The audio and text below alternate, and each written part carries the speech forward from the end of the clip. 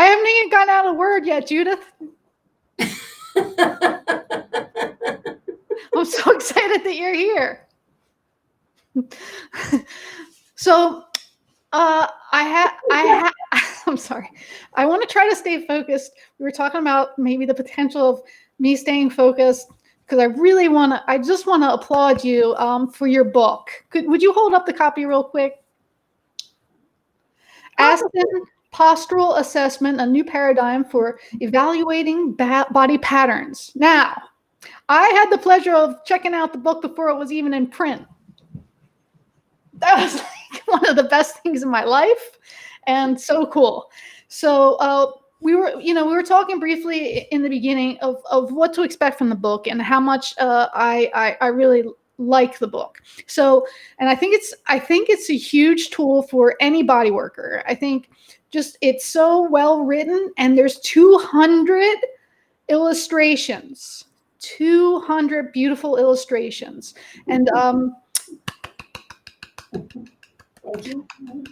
we're going to start backwards too, because I think it's really exciting. I love when brilliant people never forget their mentors. And tell us a little bit about the book and who it's dedicated to, and what made you feel moved to do so. The book is dedicated to Dr. Ida Pauline Rolfe, and how introducing me to her world of bodywork, fascia, and transformation that can happen immediately changed my life. So I also I added the people that trained. I knew so many because I trained with her in 1968, starting in 1968. And I trained with so many people because I assisted her with some classes. I created classes for her that I taught lots of the Rolfers. So I was also dedicating to the Rolfers that trained with her because they have helped spread this work around the world. And she deserves that. I honestly, I mean, I had the opportunity to talk to a lot of great people, and you always hear her name, always, and it's just so magical. And what you've done, she probably is doing cartwheels wherever she is, and is just so thrilled at the woman that you've continue to be and become. So it's just real cool.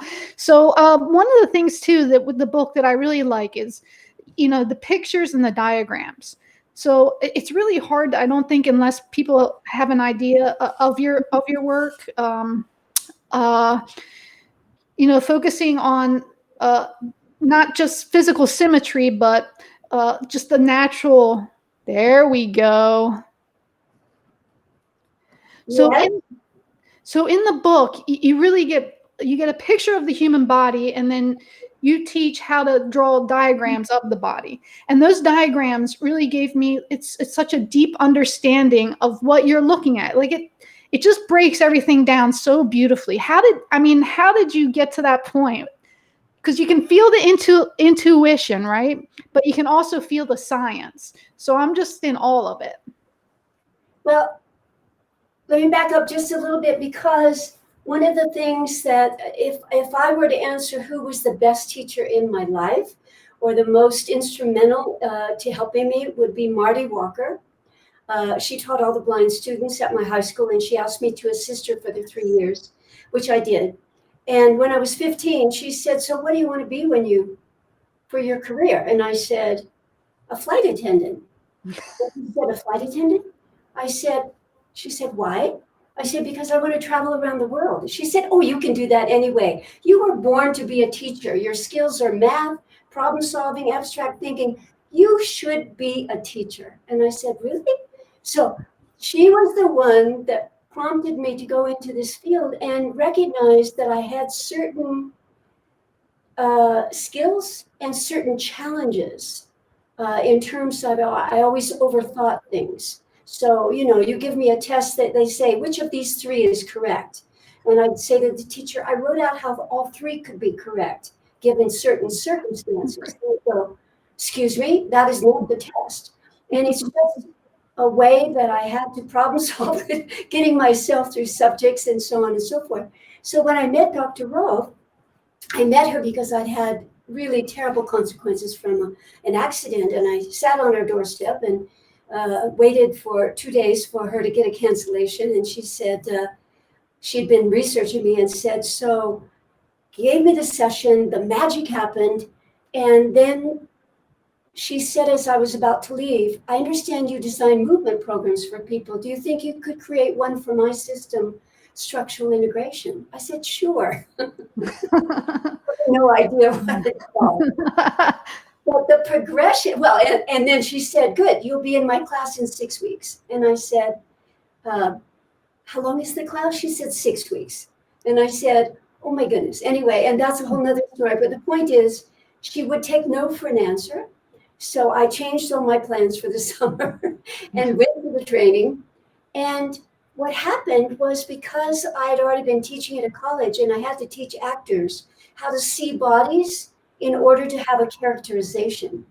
Because if they were 17 years old, they were creating a lot of comedy by the way they became 75.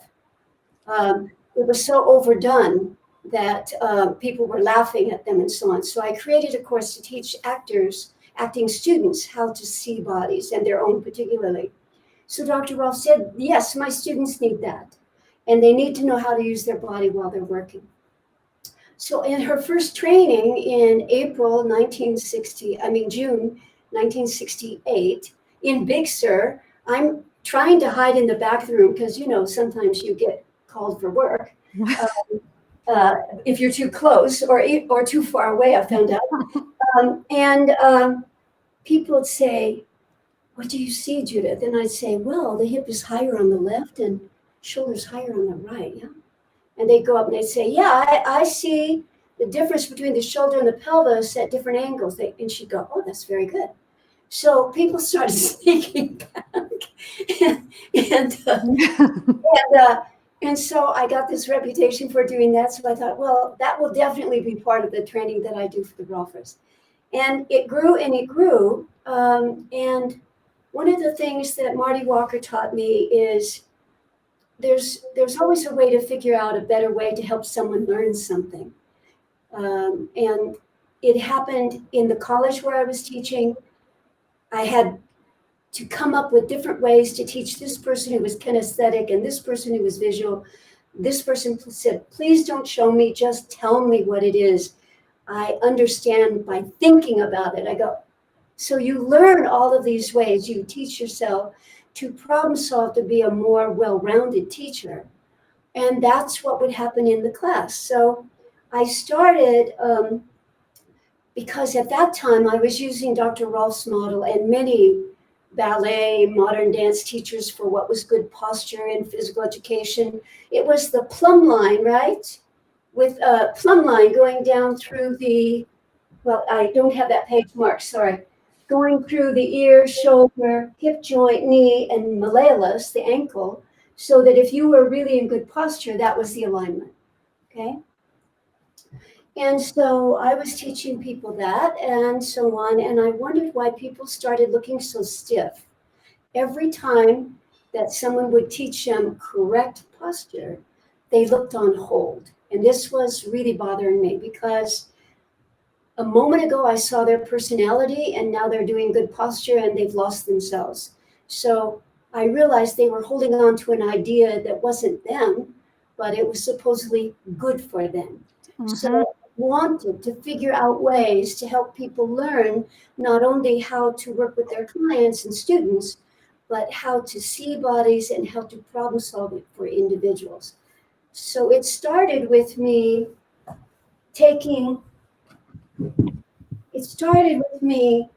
drawing the segments, looking at a body from the side. Yes. Okay, so looking at the body with the head, the neck, the upper chest, lower chest, lumbar area, pelvis, upper leg, lower leg, and foot, right? So it started with just drawing balls for people because if they looked at those balls and they saw the alignment, they could see that the pelvis was this far in front of the ankle. Mm-hmm. And the chest was this far away from the pelvis, that this went forward, this went back, and often the head then goes forward to compensate. So suddenly it was like, well, you have compression here, compression here, compression here, compression here. No wonder those seem to be the areas that are most good. So then there started being all these correlations between compression and tension and what's too loose for the body, lacking tone to stabilize the body, with displacement. So displacement was easier for an area that had no tone, was easier for low tone of the chest, et cetera, et cetera. And then it grew to drawing on a photograph the actual shape of the segment. So then you could see dimension, which was really interesting. And once I progressed from there, I then would do it over the photograph. So you can see. It's so awesome. It's so helpful. Like I said, it's just so cool. So it makes it very different after you have that kind of awareness to look at a body like yes, it's so good. I see it. I see it. Mm-hmm.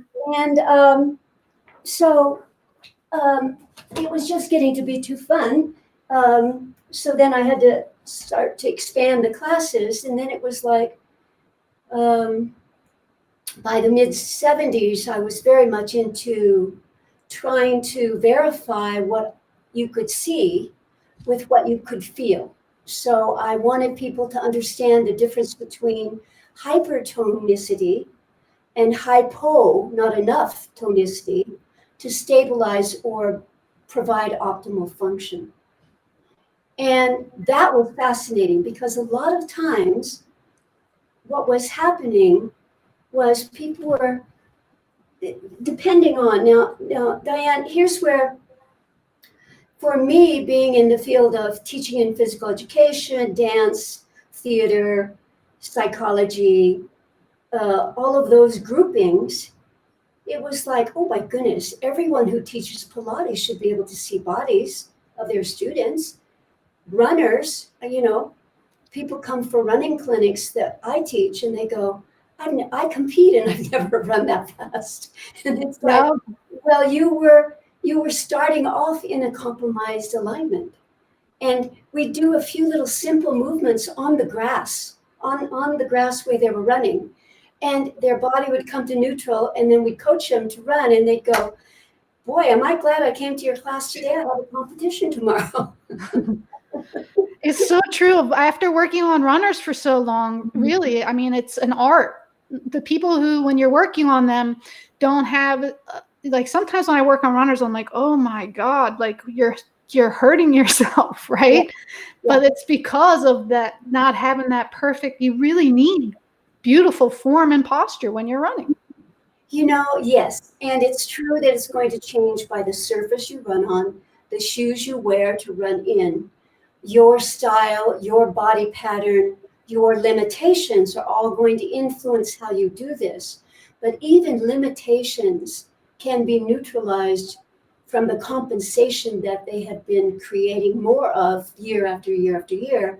So people can generally always improve. And if you watch a lot of runners, they're reaching out with that heel and that hyperextends the knee and da-da-da-da-da. It has such a long list of consequences. But anyway, so teaching people to see bodies was such a big deal. And then helping them progress how to take what you see and match it to the history. Because a lot of times, this, it's somewhat is funny sometimes. You're working and you're trying to figure out why this particular pattern of this flat back, no curve. The curvatures are pretty much neutralized. It's just flat. And no, I don't have any history. No surgeries. No injuries. No, nothing. And you're working and you get on the area, and it's almost as though when we work on an area, it brings back a memory. And they'll say, oh yeah, well, when I was 7, I was climbing on the roof of our house and I fell. I wasn't supposed to be up there, so I didn't want anyone to know, but I did fall on my back. And you Go up. yes, I can still feel that injury. So interesting because of the field that we're in. All of us teachers that do anything with the body, movement, exercise, fitness, body work, massage, coaching, we have an opportunity to help people lessen the negative history and accentuate what's available. And what's available grows into even more available. Oh, well said. I love that. And it's so and too, you know. No, audience, you never know what Diane is feeling or thinking. So one of the things too that I think is, like you said too, the body, I always think of it like this, like the body is a 3-dimensional image of what's going on inside. And it tells the story of everything we've been through. It doesn't lie, you know, and it's just so cool that you're, like I said, you're teaching people, and I would highly recommend, you got to get this book. We're very visual people, I think. You know, we need to see the body. We need to kind of really take a look at it, and it's nice to be able to break it down with a diagram. I just wanted to show you that first photograph of the gentleman here. This is, can you see that fine? Yeah. Mm-hmm. Mm-hmm. And so he's an athlete. He's really, he really is in good health and form and musculature, really great. But I wanted people to see that if you do something simple, like put some string or something on a plum or some dental floss on the photograph, and you put it between the feet and you go up the middle, it shows that his right side is narrower than his left. And if I put the 2 right sides together and the 2 left sides together, you don't even recognize who that person is. That's amazing. I know, it's amazing.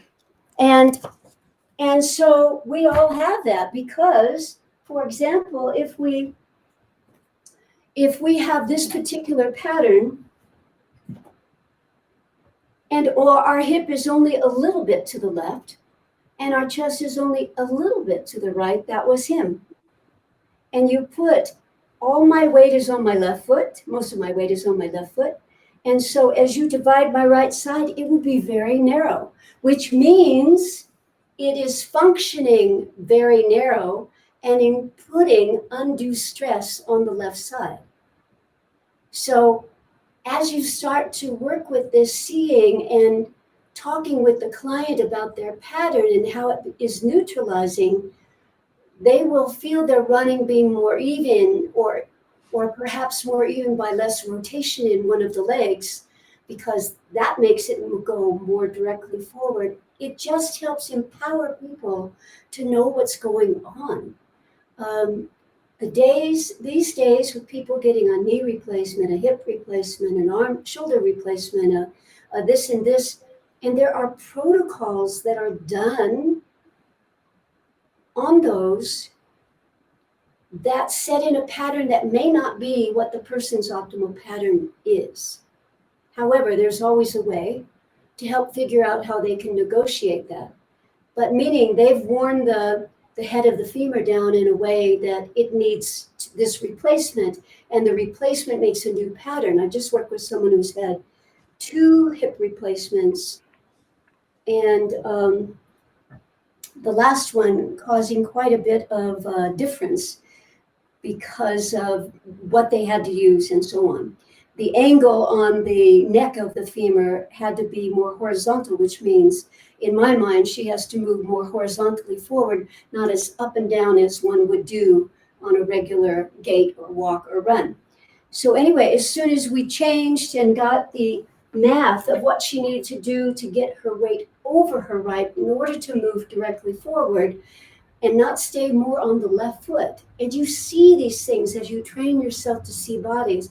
You go, isn't that interesting? The person has mainly got all their weight on the left and the right leg is swinging over in front of the left when they step on the right, reinforcing the pattern to continue in a greater way. And so this is like a lifelong process. This is something too that you'll never get, once you start seeing these things, you could never get bored. You're never bored again. Never bored again. So I'm sorry. Did you say my flight is 3 hours late? And you go, oh yeah, well, oh, I just imagine. Oh, when they turn it and it was that way when they turned around. One of the things my father has always said is awareness is key, Diane. Awareness is key. And the more interested as a body worker you become in the actual human body and the stance and the way someone's walking and their posture, the more it peels the layers of the onion. So you can really see what the cause is more rather than just looking at those symptoms. And that's really what your technique's all about. Yes, yes. It's so exciting. I love that. I can't say enough about the diagrams, and I can't say enough about how amazing it is that you put them together. I can't say enough. Well, as a person who overworks, I've got some extra years of training myself in this. But it just, problem solving is so exciting.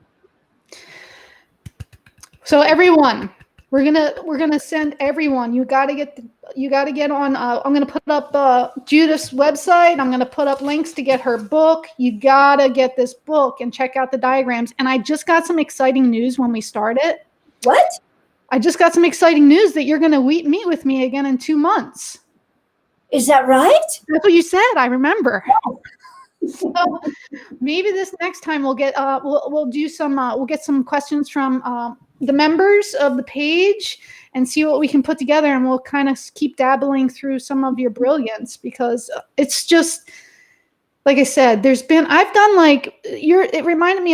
a little bit of body reading and reading the face, and the face is broken down into 3 sections, and the ears and this. So for years I've been just staring at people's faces, just staring at them. And I'll be in the grocery store and I'll be like, that person has great ears. And my wife is like, what are you talking about? Great ears? How does someone have great ears? But you add like the whole picture in a very, it's like we were saying earlier, it's in a way that is like for the visual person, and it just takes you into this deeper state of being with the human body. It just helps you see it in a different way, which is going to help you then help your clients. So I'm so thankful for your hard work, and I'm so thankful that you'll hang out with me again in 2 months. Okay, Diane. Thank you so much, and congratulations on your book. Oh, thanks. Yay. So anything else you want to leave us with before we sign off? And please hang tight. I want to catch up with you at the end. Okay, I do want to start a world movement. Oh, cool. And the world movement is that, particularly as the decades go on, we spend more time with our body usage in pronation. Pronation at the computer, pronation at the piano, pronation at washing dishes, pronation at the steering wheel, pronation in doing body work, pronation, et cetera, et cetera. And the movement I want to start is to neutralize by going into supination throughout the day, several times throughout the day. Supination, which is external rotation, palms up, arching the body forward and up, looking at the ceiling, inhaling, and then relaxing into pronation and letting everything come into flexion again. And then pushing off the feet, pushing off the pelvis, go into extension again. And that will help reset this thing that ages people so quickly with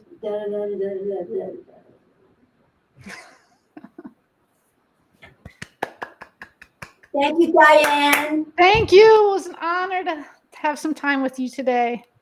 And I'm going to put up all the information you all need. You must get this book and look for Judith on our page. Great. Thank you, Diane.